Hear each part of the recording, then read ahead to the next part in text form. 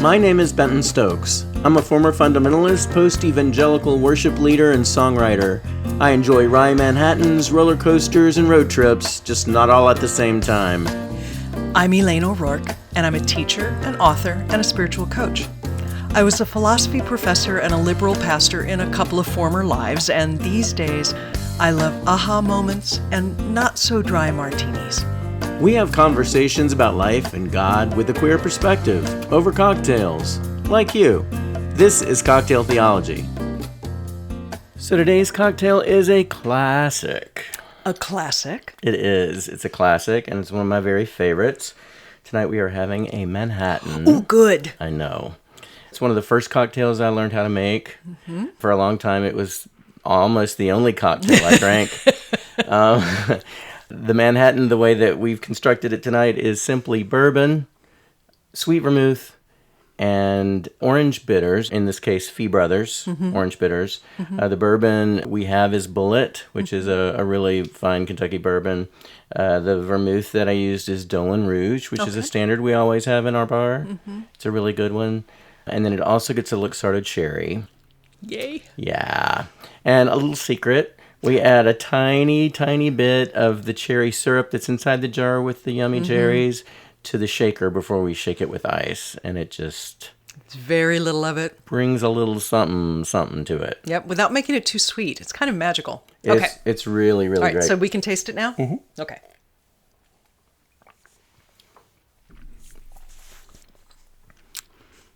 Yeah. That is such a good thing. It's a good thing. It's a really good thing. I wonder how the Bullet would be with a more rounder, deeper vermouth. Could be fun. It could be a lot of fun. And, you know, with these 3-ingredient cocktails that are so classic, I think about margaritas and daiquiris. It's like the ingredients that you choose and how they play with one another is so important. Yes. Having the most expensive bourbon and the most expensive vermouth does not necessarily make the best Manhattan. Right. So it's learning how spirits talk to each other. I like that. Yeah. They're in conversation with one another. They're in conversation kind of like we are.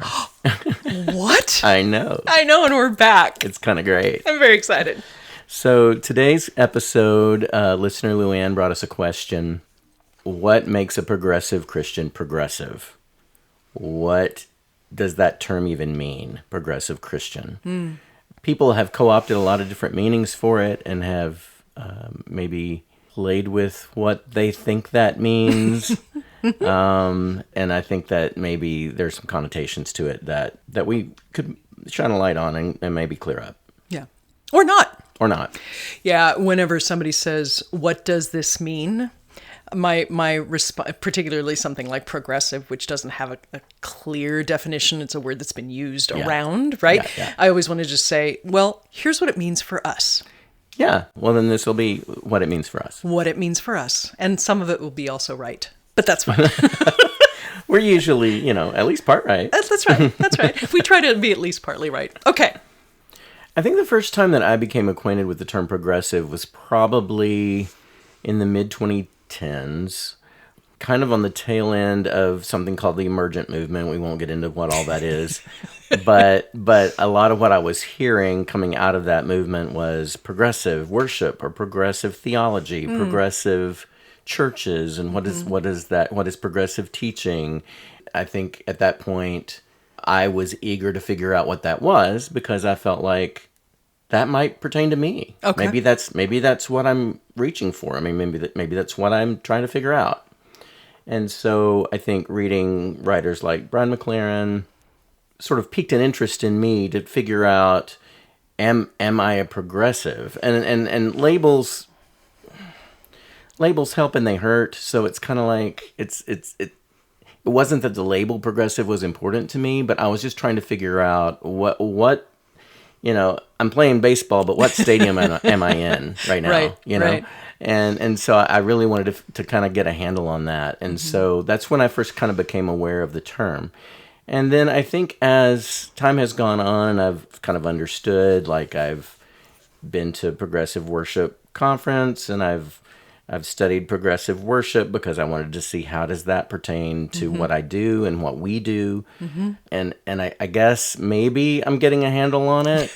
I think it's easier for me to know what it isn't than what it is. Yeah.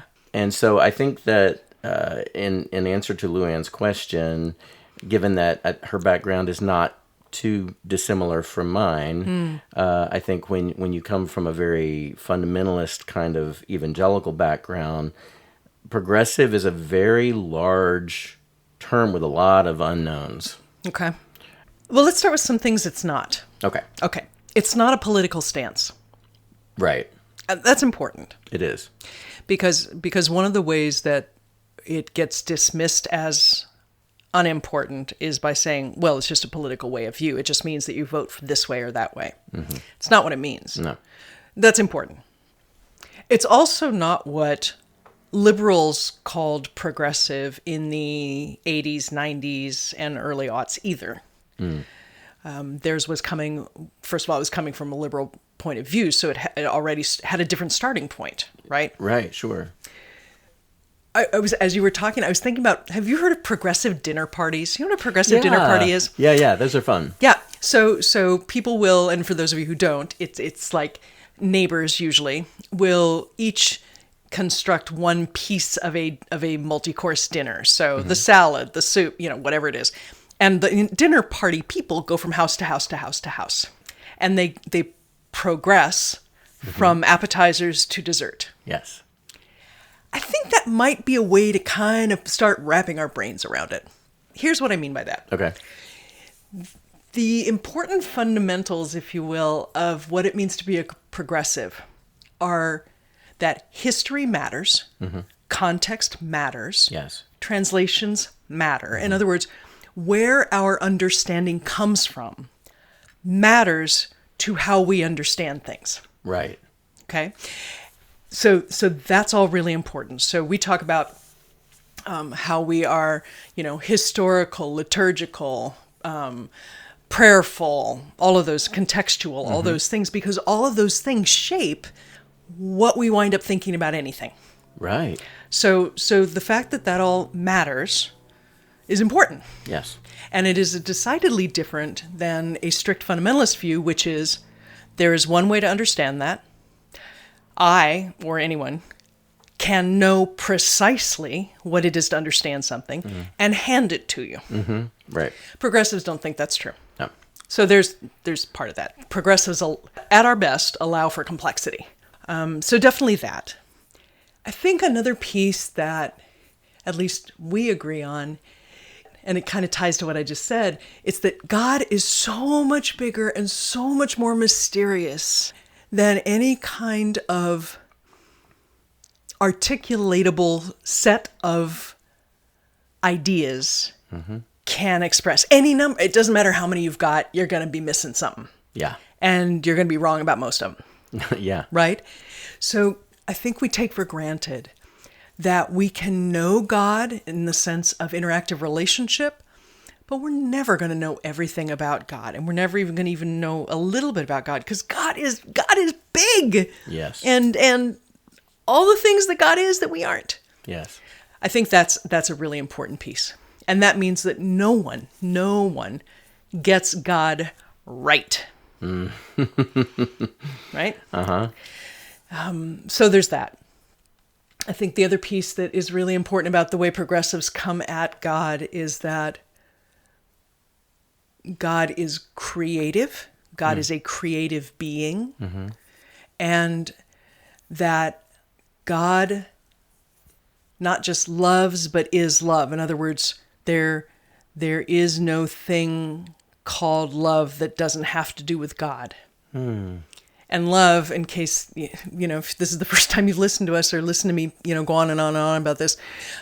Love is willing the good for another. It is wanting what is good for somebody else, being humble about whether you know what that is, but being willing to act on it if called upon to do so.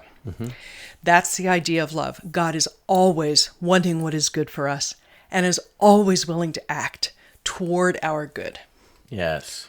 That is just a truth about God. In fact, if I were going to say anything about God that I feel confident is true, God is love. God is mysterious. I like and then, that. Then from there, I can kind of get to everything else. Right. So what else did you think about as we were... I think that it's difficult to be a progressive and come from the position that everybody is inherently bad. Right. I think if you come in with the assumption that we are all terrible, terrible creatures from birth, apart from the blood and sacrifice of Jesus, I don't think that is a progressive idea. I think that is actually in conflict with what progressives believe. Yes, I would agree with you. I believe that progressives see goodness and acceptance and experience that kind of love that you're talking about from God themselves, and see that humanity, even when we don't want to, see that humanity in other people and that divinity in other people. I think that's an important starting place, because if you assume that everybody's bad, including yourself, Right. that makes God either petty or duplicitous or capricious or all those things, which are not progressive ideas. Those are ideas that are completely in conflict with what we know about God. Right. And honestly, they're in conflict with the Bible. And that's another episode. But there's a lot of problems with that. And but people who are on the other end of the spectrum from progressive actually believe those things, teach those things, and live as though those things are true. Right. Yeah, and if you start with God is love and God is infinitely creative, did God screw it up with us? And now you can go, play with snakes all you want, but that would make for a pretty darn weak God. And that just seems, again, not how that fits. So something's wrong with that idea that we are inherently horrible. Right. Now, does that mean that we can never be damaged? Does that mean that we can't act against others' good and our own good? All those things? Of course not. Of course not. But it does mean that whatever is the deepest core of being human is not automatically awful. Exactly. Right. Okay, that makes sense to me. So what does the Bible seem like to you at this point as a sometimes progressive? As a progressive, I think the Bible context you mentioned a while ago, I think context is absolutely important, vital to understanding what the Bible has to say about anything. Okay. The Bible, as we often talk about and should do a bunch of episodes about, it's a collection of all kinds of books written over a very long period of time. So some authors intended poetry, some authors intended historical accounts, some authors were writing letters to specific churches and specific groups of people and specific individuals even. So to say that all these books within this one book should be read the same way and understood the same way is to miss the point. So I think that the Bible is certainly divinely inspired and flawed. I don't think God spoke every word that's in it. We know that it was decided by councils what was going to be in it, and councils are inherently political, and so people had reasons for including certain books and excluding certain books and all those things, and God had a hand in what ended up in the book that we read. Yes. I believe that. And then you have like King James and other characters involved in the evolution of the Bible that we read, who definitely had... Who just made shit up. Yeah, who just made... Stuff up. Yeah. And so that's why I say it's flawed. And I understand that when I read it now, it's very important that I read it prayerfully and contextually. I need to understand who the audience was of what it is that I'm reading, whether it's the Gospel of John or the book of Genesis or a letter to the Thessalonians. I need to understand who this was meant for. Yes. And then I have to try to put myself in the position of who that was meant for to receive it in any way close to what the author actually meant. And then call on the Holy Spirit to enlighten me as to what I'm reading and how this pertains to me right now today. Yes. That piece is so critical. Right. Reading the Bible is not about getting it right so you can lord it over other people or Right. tell other people how to do things. Exactly. It is about understanding, but it's also about saying, God, what do I need to take from this today? And if God is not speaking to your heart and helping you be a better person through this, then you're just reading a book. You're just reading the book, and you're looking many times. I think you're looking for your position to be justified, Yep. and you're looking for a hammer to bludgeon your enemies with. Yep. It's kind of like the way some people read the Constitution. Yeah, I actually liken the Bible to the Constitution in a lot of ways because I think that both are living, breathing documents, if you will, and how you interpret each. It says a lot about what you believe about either this country or God. Yes. You know what I mean? And the way that you live accordingly.